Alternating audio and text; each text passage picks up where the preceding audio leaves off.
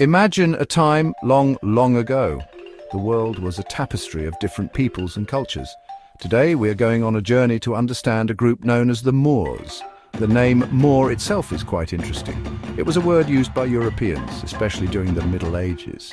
They used it to describe the people they met from North Africa. These people were mainly of Berber and Arab descent, and importantly they were followers of the Islamic faith. So Moor wasn't a name these people called themselves, but rather a label given to them by others.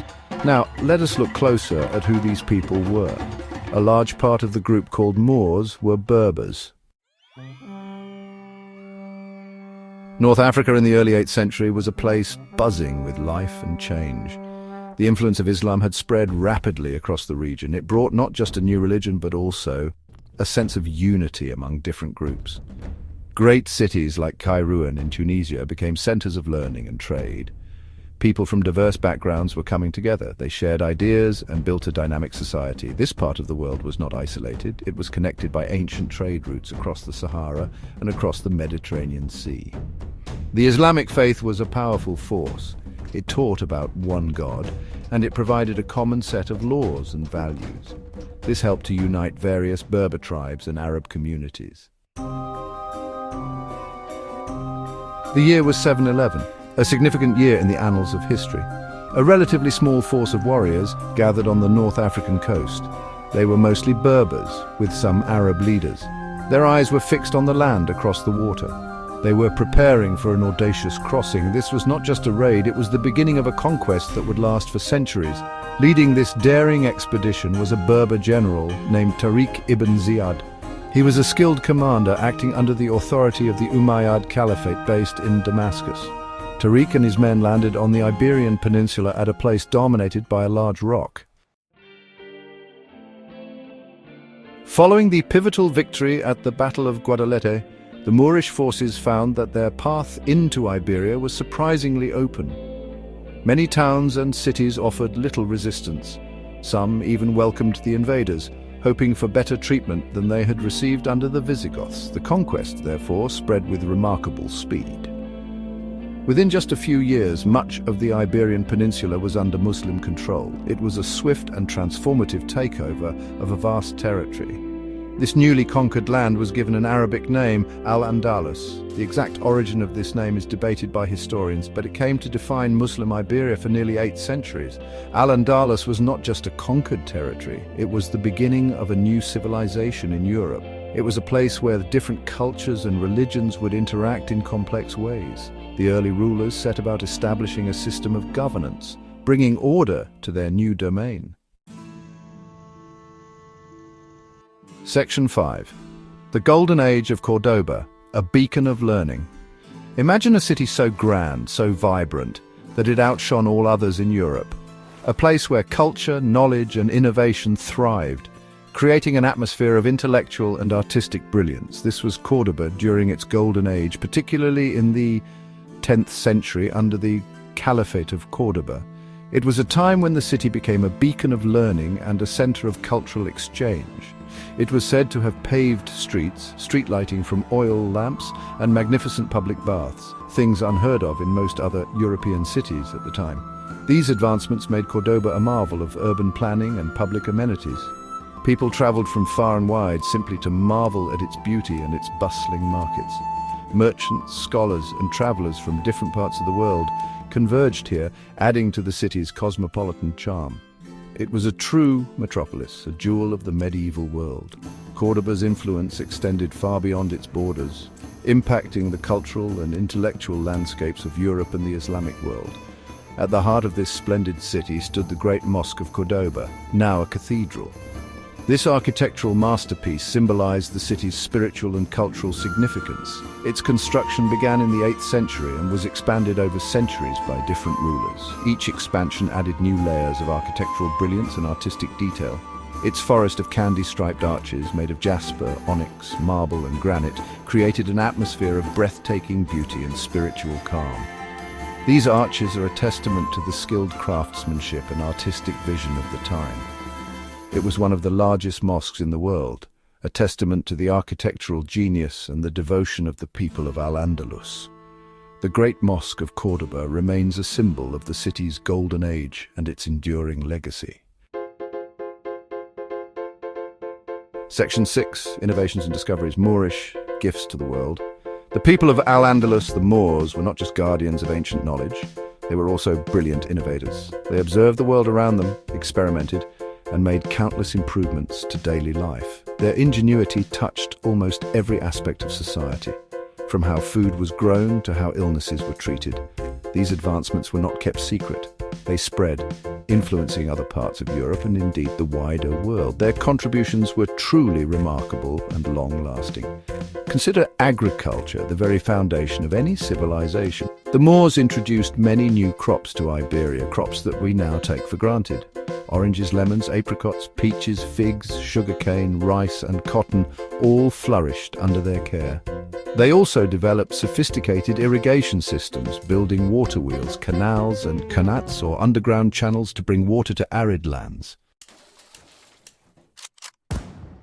Section 7, The Turning Tide, the Christian Reconquista. While Al-Andalus shone brightly with culture and learning, its political unity did not last forever. The region, once a beacon of intellectual and artistic achievement, began to experience internal strife and discord. From the 11th century onwards, internal divisions began to appear. These divisions were not just political but also social and economic, weakening the once formidable state. The powerful Caliphate of Cordoba eventually fractured into smaller, often rival kingdoms called taifas. These taifas were numerous and varied, each with its own ruler and agenda. These taifas, while sometimes culturally rich, were militarily weaker.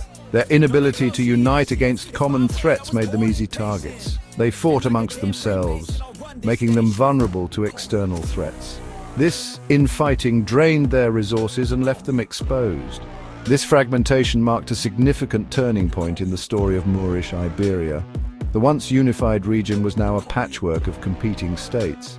Meanwhile, in the northern parts of the Iberian Peninsula, small Christian kingdoms had survived the initial Moorish conquest. These kingdoms, though initially weak, began to consolidate their power. Kingdoms like Asturias, Leon, Castile, Aragon and Navarre slowly began to grow in strength and ambition.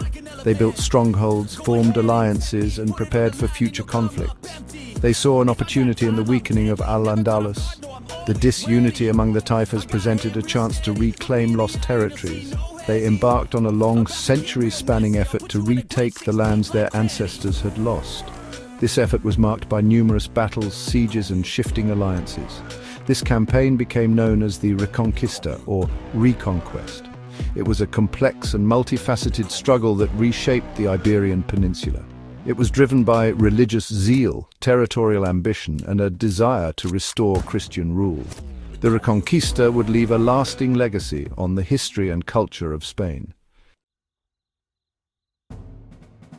Section 8, The Fall of Granada, the End of an Era.